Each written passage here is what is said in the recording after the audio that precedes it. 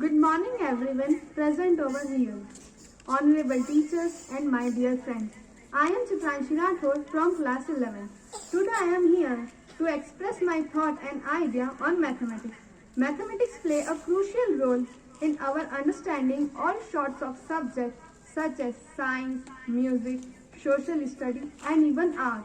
The study of mathematics helps people to learn better problem solving skills and serve as way to help human organize and think logical. Mathematics Day is here to celebrate and appreciate everything that is discipline has to offer to individuals and the world at large. History of Mathematician Day. Originated in India, the day is particularly centered around one man. In fact, the reason Mathematics Day is set on 22 December is because it is the birthday of the country's most respected mathematician, Srinivas Ramanujan, a man, genius of the highest degree. Ramanujan was born in 1887 and spent his life under the British rule in India. In respect of the fact that he had almost on training in the mathematics, Ramanujan made some important contribution to the discipline, including number theory, infinite series, mathematical analysis, continuous fraction, and taxicab numbers. Ramanujan's life was cut short at age 32 when he died in 1920 of complications from a disease he had early in his childhood. Even after his death, his contribution was important, especially when a lost notebook of his was found more than 50 years after his death in 1976.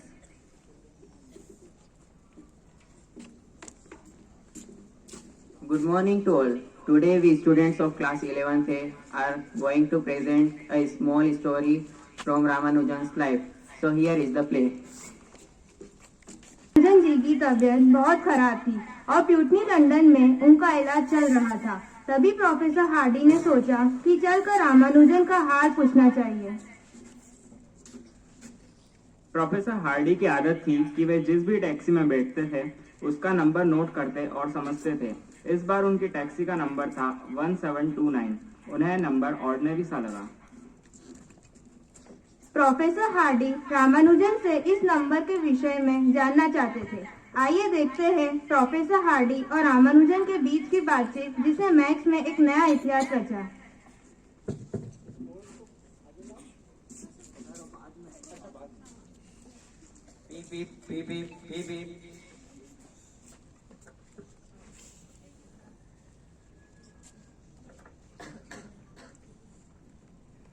और रामानुजन कैसे हो?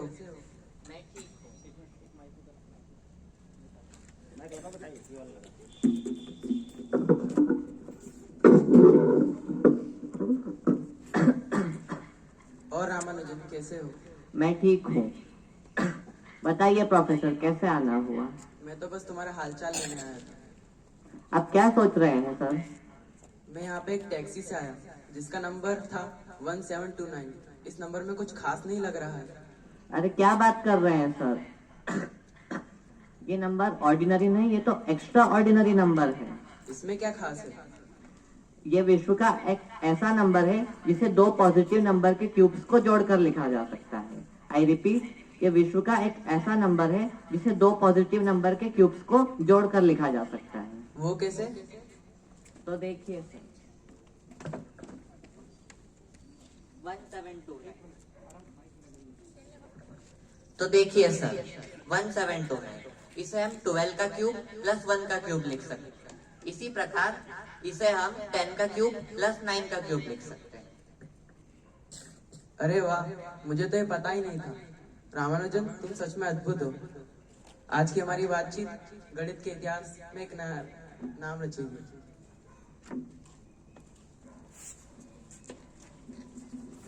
Hardy Ramanujan number को taxi cab number भी बोलते हैं। ऐसे और 6 number हैं।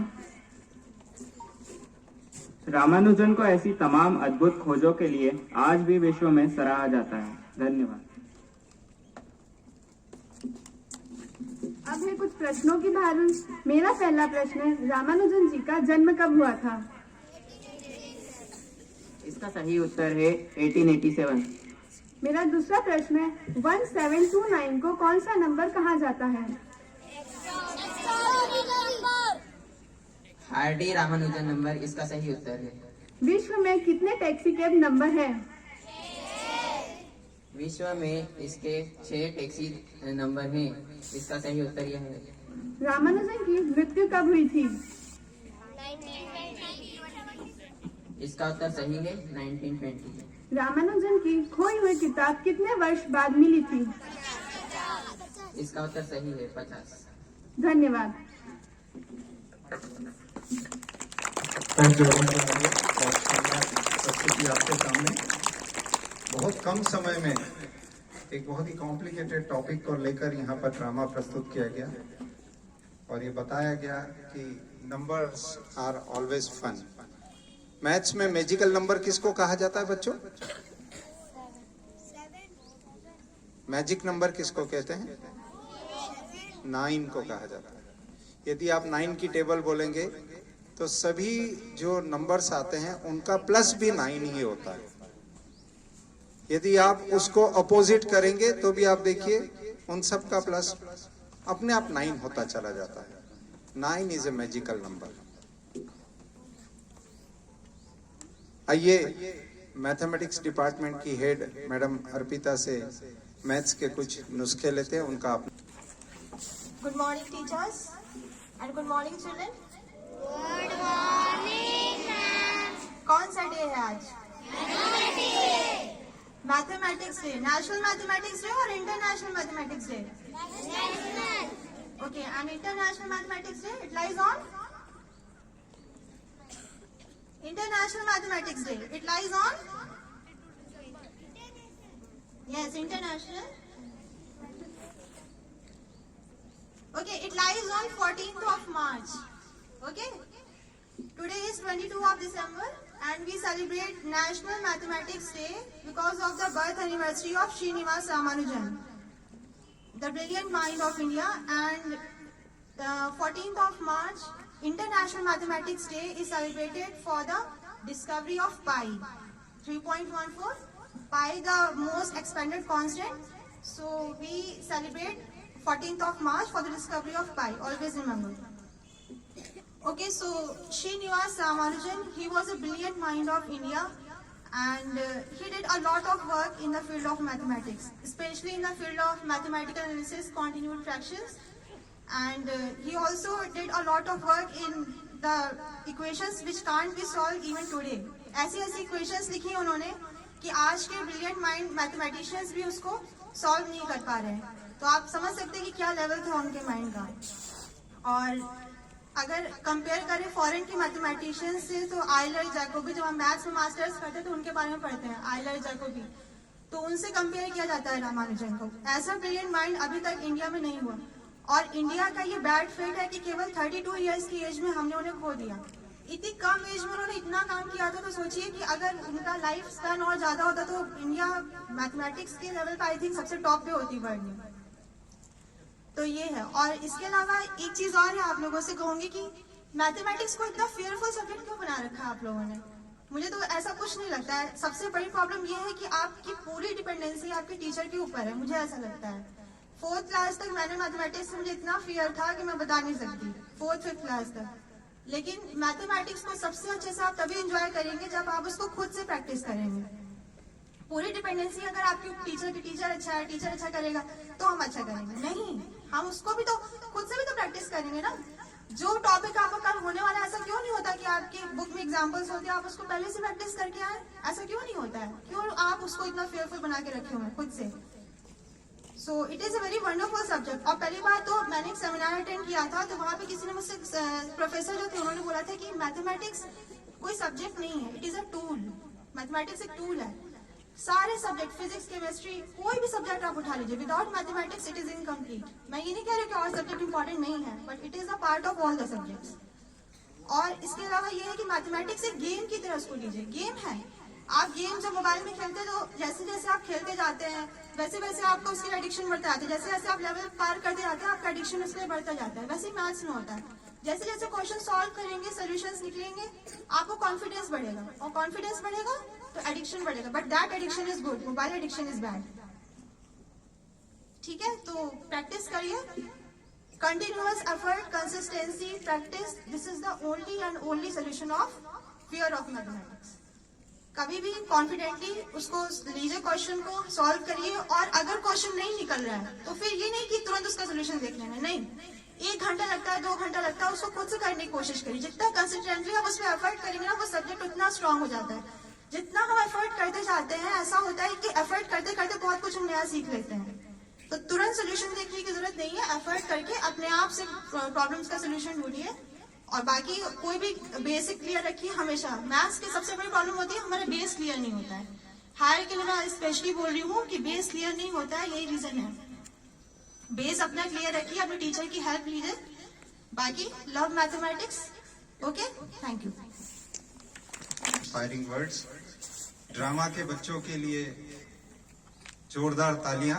बहुत बेहतरीन ड्रामा, और मैडम ने on the spot instantly whatever she had in her mind, Arpita ma'am came out in a wonderful manner. Huge round of applause for Arpita ma'am also.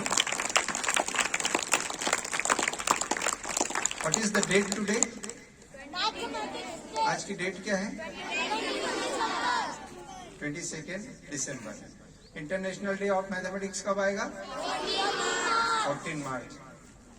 30 seconds दे रहा हूं आपको, कितने दिनों बाद आएगा? जल्दी से कैलकुलेट करो, कितने दिनों बाद इंटरनेशनल डे ऑफ मैथमेटिक्स आएगा?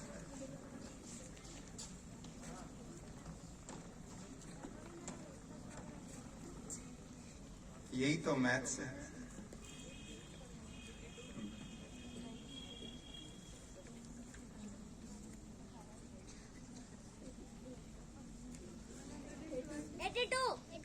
एटी 83 डेज बाद, 9 डेज अभी। ठीक है, उसके बाद 31 का जनवरी, उसके बाद 29 की जनवरी होगी इस बार, जो फरवरी होगी 2024। आप सब जानते हैं लीप ईयर 4 से डिवाइड होगा, तो 29 डेज और रिमेनिंग 14 डेज, 83 डेज। बच्चे के लिए what's your good name? Chaitra के लिए जोरदार तालियां एक बार, बहुत बढ़िया। Mathematics can be done in mind also, कोई जरूरी नहीं पेन और पेपर हो, कीप वर्किंग। बहुत बढ़िया। आइए एक मैथमेटिक्स सॉन्ग और डांस को एंजॉय करते हैं। प्राइमरी के बच्चों ने तैयार किया है under the guidance of madam Mamata.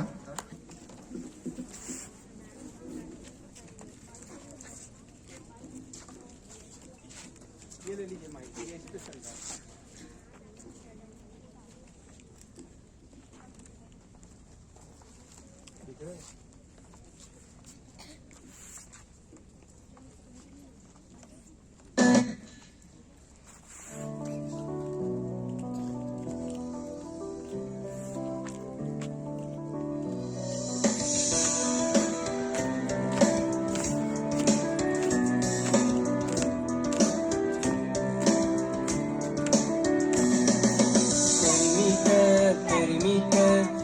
Around the coast to figure perimeter, perimeter, sum of all the sides.